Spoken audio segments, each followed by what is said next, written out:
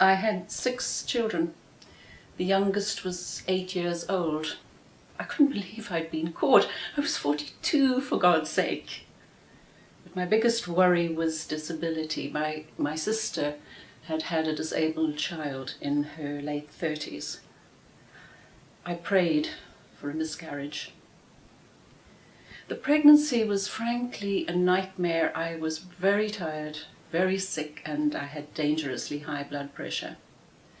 But despite all that, everything went well, the baby was healthy. But instead of feeling happy and relieved, I went into a deep depression. So deep I thought I would never come out of it. 6 months later, eventually I did, and that experience really, really shook me. Then, when my little girl was 3 years old, I was pregnant again. It felt like the end of the world. I just could not go on or even risk going through any of that again. I was furious. I couldn't believe it had happened. We'd been so careful. But I knew I couldn't continue with this pregnancy either physically or emotionally, and my husband knew it too. He said it straight out. And if he hadn't, well, we would have been finished. But we faced it together. We'd tell no one. But for God's sake, in 25 years, I had had 7 children, 2 miscarriages, and here at the age of 46, I was facing an abortion. And with all those children to organise, it was obvious that I would have to go alone.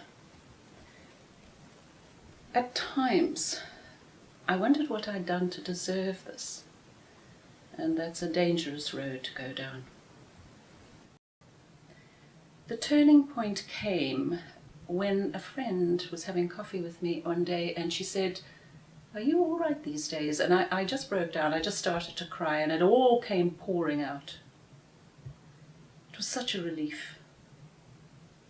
And she was so helpful, so supportive. She knew someone to ring. She even offered to come with me.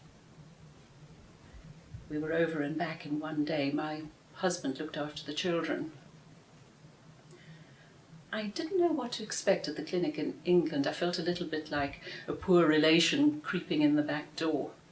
I can see where this sense of shame comes from, but actually it wasn't like that. The staff was so helpful. The other women were mostly Irish. No one talked much until afterwards, and then we began to tell bits and pieces about ourselves. The youngest was 17, I was the eldest, each dealing with her own crisis in her own way. Not everybody felt the relief that I did.